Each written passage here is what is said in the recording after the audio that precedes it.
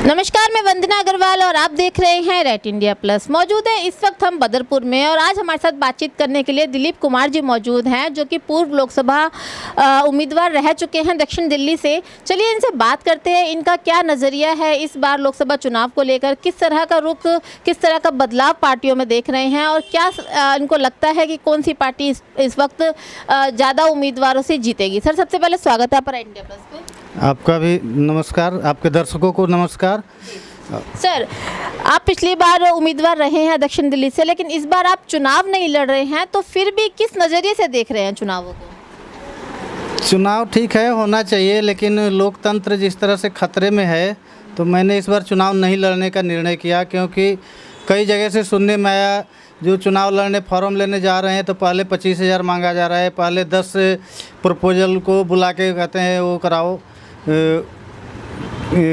हमारे सामने पेश करो, और कई तरह से परेशानी भगा भी दे रहे हैं कि आज मोदी जी कहीं जहां मोदी जी चुनाव लड़ रहे हैं वहां से तो कई वीडियो मेरे पास आए, भगा दे रहे हैं कि आज मोदी जी का प्रोग्राम है वो आने वाले हैं, आप जाओ, कल आना, परसों आना, ऐसे करके। मतलब इज्जत नहीं दे रहे हैं इसमें? इज्जत नहीं, आम जनता है आज के डेट में, मोदी जी हो या कोई भी हो, जीते नहीं हैं। चुनाव भंग हो गया, अब नया हो रहा है, जीतेंगे तब कुछ बनेंगे, वो भी सेवक बनेंगे, अपने को राजा नहीं माने।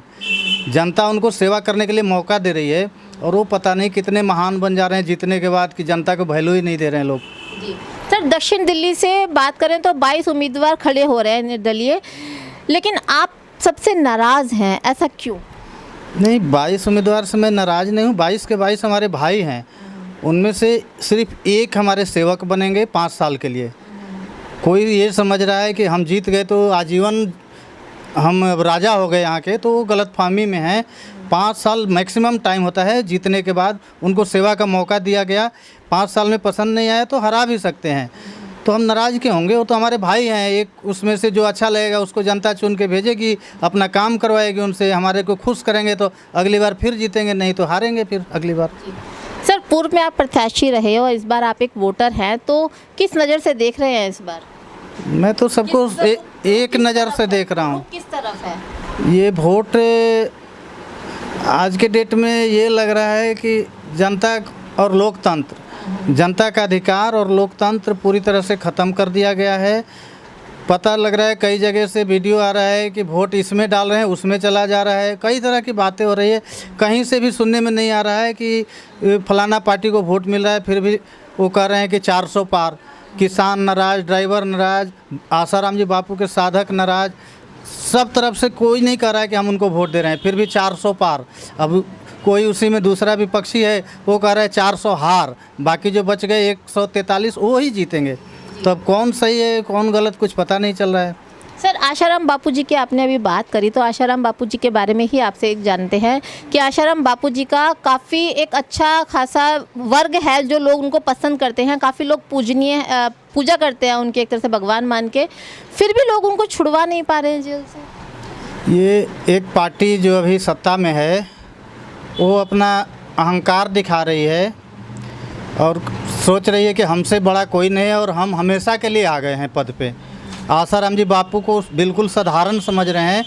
कई बार प्रयास हुआ उनको ख़त्म करने का, लेकिन वो अपने बल से, अपने दृढ़ शक्ति से, संकल्प शक्ति से अभी 88 साल की उम्र में स्वस्थ हैं। ऐसा उनके साथ घटना घटा, मैं 2-3 बताऊंगा, 2 मिनट लगेगा।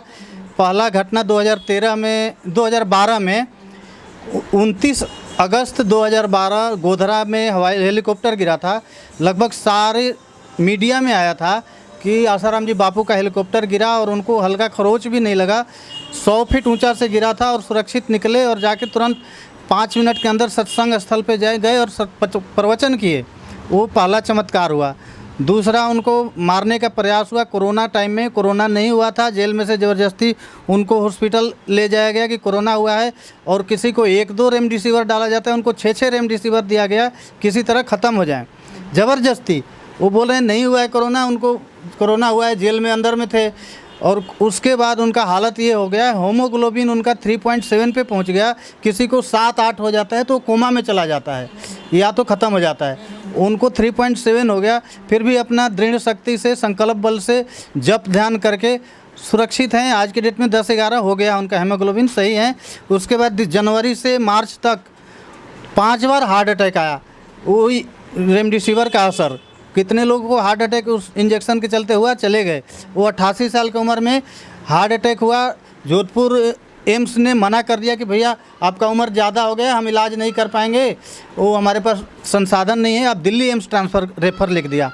बापूजी बोले कि हम सारी दुनिया को आयुर्वेदिक के सलाह देते हैं, हम वो ऑपरेशन वगैरह नहीं कराएंगे, एंजियोग्राफी भी नहीं कराएंगे, हमको आयुर्वेदिक अपनी मर्ज़ी से इलाज कराने दो। मुंबई में एक हॉस्पिटल है बहुत नामी, खोपोली में, तो वहाँ जाना चाह रहे थे। तो वहाँ के सरकार से जज इजाज़त मांगा, तो वहाँ के सरकार इन्हीं पार्टी की है, उन्होंने मना कर दिया कि नहीं, वो बिगड़ जाएगा व्यवस्था, कानून व्यवस्था, यहाँ नहीं अलाउ होगा। तो फिर जोधपुर में ही अलाउ किया, पास में आयुर्वेदिक हॉस्पिटल, उसमें से जाके 10 दिन का ज़मानत दिया था। बहुत मुश्किल से 3 महीना बाद 5 बार हार्ट अटैक आने के बाद, तो वहाँ जाके 1 हफ़्ता इलाज कराए और बिल्कुल सही हो गए, अभी ठीक हैं। 5 बार हार्ट अटैक आने के बाद 99% ब्लॉकेज एक है, एक 90%, एक 75%, फिर भी ठीक है। कई बार उनको कोशिश किया गया कि जेल में ही समाप्त हो जाएं, लेकिन उनको अभी जाना नहीं है। कई बार बोल दिए कि अभी कई को भेज के तब जाऊंगा। उम्र 88 साल का, आज के डेट में कोई भी जेल में नहीं होगा। थोड़ा भी सहानुभूति होती तो बाहर रहते, कोई उनसे चाह ही नहीं रहा। 22 उम्मीदवारों से मैं कांटेक्ट किया जो साउथ दिल्ली से चुनाव लड़ रहे हैं, 22 के 22 को मैंने मैसेज भेजा, कोई भी चेक कर सकता है कि बापूजी का परिवार एक चैनल बना के मैंने सबको मैसेज किया कि आपको अगर 1.5 से 2 लाख वोट चाहिए ग्रांटेड, तो आप मेरे साथ जुड़िए, अपनी बात रखिए, मैं आपको आश्रम ले चलूँगा, साधकों से मिलवाऊँगा, और बापूजी के बारे में क्या करोगे बस इतना ही बता दो। 1.5 से 2 लाख वोट पक्का है, लेकिन कोई उनके बारे में बोलना सोचना ही नहीं चाह रहा है। पता नहीं कितना बड़ा वो अपराधी हैं, बड़े बड़े अपराधी, रवन्ना और दीपक चौरसिया, सब पे पोस्को लगा है, इन पे भी लगा था बृजभूषण शरण सिंह, तो ये सारे बाहर हैं। सिर्फ एक आसाराम जी बापू, उनको सख्त कानून स्पेशल बना के आजीवन कैद की सज़ा दी गई है। हर किसी को 5 साल के बाद ज़रूर से ज़रूर जमानत मिलता है, जैसे राम रहीम बाबा ही हैं, उनको भी जमानत मिल गया। केजरीवाल को भी अंदर डाला गया था, उनको भी मिल गया। मैं किसी का विरोध नहीं कर रहा हूँ कि क्यों मिला, लेकिन कानून एक है, ये मत बोलें। कानून आसाराम बापू के लिए अलग है और दूसरे के लिए एक है, ऐसा बोलें तो हमें अच्छा लगेगा, क्योंकि दिख रहा है उनके लिए कोई जमानत नहीं, कुछ नहीं, और बाकी सबको जमानत हो रहा है। सर, आप रामबीर बिदूड़ी के पास भी जा सकते थे अपनी फरियाद लेकर, आखिर वो इस एरिया के विधायक रह चुके हैं, विधायक है ना, विधायक रह चुके हैं, तो उनसे भी फरियाद कर सकते थे, वो आपकी मदद करते। उनके साथ क्या घटना मैं बता रहा हूँ। 2014 चुनाव था, बापूजी 13 में जेल गए थे, 31 अगस्त 2013।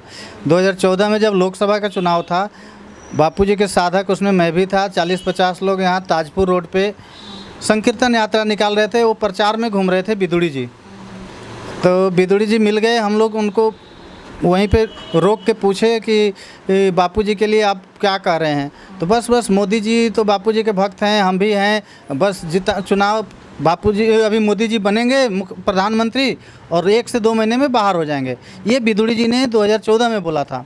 14 के बाद उनके बारे में मोदी जी के जैसे ही प्रधानमंत्री का घोषणा हुआ, वो कुर्सी पे बैठते ही ऐलान कर दिए कि आसाराम बापू के बारे में कोई भी नहीं बोलेगा मेरे से, और उनके बारे में ना पक्ष में बोलेगा ना विपक्ष में बोलेगा।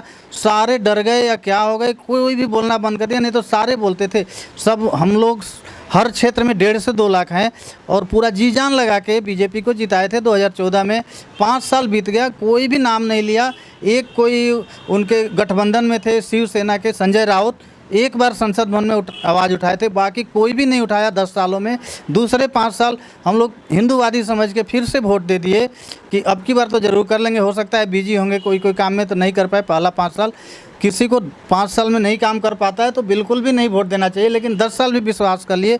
अब 15वां साल है, हम सबसे रिक्वेस्ट कर रहे हैं, भेज रहे हैं, 22 के 22 उम्मीदवारों को भेजें। हमारा बापूजी का आदेश आ गया है कि वोट ज़रूर देना है। तुम अगर 10 करोड़ हो तो 10 करोड़ वोट जाना चाहिए, और सारे नेता अगर ख़राब लग रहे हैं तो जो कम ख़राब है उसको दो, पार्टी मत देखो, नेता को देख के वोट देना है और ज़रूर देना है। तो मैं सोचा कि कौन अच्छा है थोड़ा सा देख लूँ। मैं 2200 को मैसेज किया कि आप लोग बापूजी के बारे में कुछ कहना चाह रहे हैं तो आपका स्वागत है, हमारे से जुड़िए, हमारा मोबाइल नंबर ये है, और हम आपको लाइव लेंगे और वो लाइव सारे साधकों को दिखाएंगे। तो कोई भी नहीं जुड़ा। एक कोई भाई थे गौतम आनंद जी, ये भी चुनाव लड़ रहे हैं फॉरवर्ड ब्लॉक से, इन्होंने जोड़ा। इनसे भी मैं यही बात पूछा कि आप आसाराम जी बापू के बारे में क्या कहेंगे, तो उनके बारे में तो कम बोले, अपना ही परिचय ज़्यादा दे रहे थे। मैं डॉक्टरी किया हूँ, ये करूँगा, ये चमका दूँगा, वो करूँगा, लेकिन बापू जी के बारे में बहुत कम बोले। फिर भी मेरी सहानुभूति है, कम से कम मेरे से बात तो किए। बाकी लोग भी मैं चाह रहा हूँ करे, बिदुड़ी जी भी चाहें तो मोदी जी से लड़ सकते हैं। ये 10-20 साल कभी इस पार्टी में कभी उस पार्टी में रह के पद पे रहे हैं, इनके पास पावर है, जानकारी है, कई संस्था वाले जानते हैं। तो ये चाह ही नहीं रहे हैं कि क्या है कि दबाव है मोदी जी का, समझ में नहीं आ रहा है। ये चाहते तो हम लोगों से मिल सकते थे और बोल सकते थे, तो लाखों वोट इनका कहीं नहीं गया था। तो ऐसे ही बैठे हैं कि हमको तो वोट मिल ही जाएगा, हम नहीं कुछ करेंगे तब भी, पता नहीं।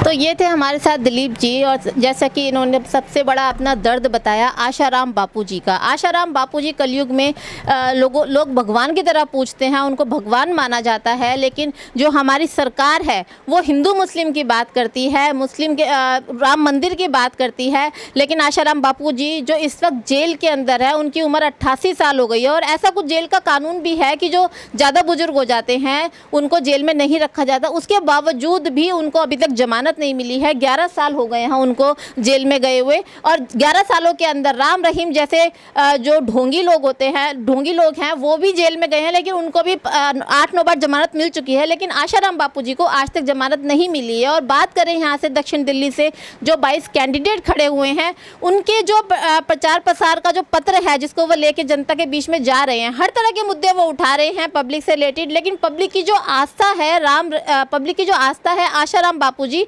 उस पर कोई बात ही नहीं कर रहा है। और जैसा कि दिलीप जी ने बताया, इन्होंने कोशिश करी अपनी तरफ से 22 के 22 कैंडिडेटों के पास मैसेज भेजा कि आप आशाराम बापू जी का मुद्दा उठाइए, हम जैसे कहते हैं काफ़ी लोग आपको समर्थन देंगे, और इतने टाइम से वो जेल के अंदर है तो उनके लिए भी तो भाई उनको भी तो जीने का हक है ना।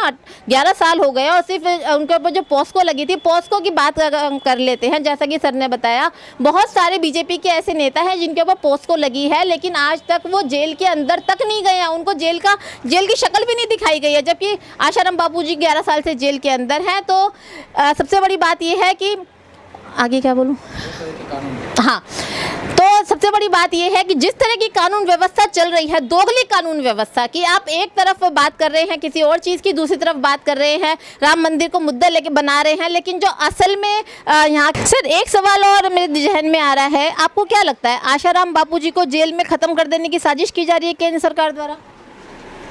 केंद्र सरकार द्वारा की जा रही है या किसके द्वारा की जा रही है ये तो मुझे नहीं मालूम, लेकिन कई बार कोशिश किया गया जान से मारने का। जैसे मैंने अभी बताया, कोरोना टाइम में 6 रेमडेसिविर दिया गया, हार्ट अटैक 5 बार आ गया, फिर भी उनको जमानत नहीं मिला कि अपनी मर्जी का जाके इलाज करा लीजिए। और 100 से ज़्यादा बार, मैं आपको बता रहा हूँ, 100 से ज़्यादा बार हाई कोर्ट और सुप्रीम कोर्ट में जमानत की अर्जी लगाई गई। और जब भी कोर्ट को जमानत देना होता है, तारीख आता है, उस दिन सरकार से पूछती है कोर्ट कि इनको जमानत दे सकते हैं क्या, आप अपने तरफ से जवाब हाजिर करो।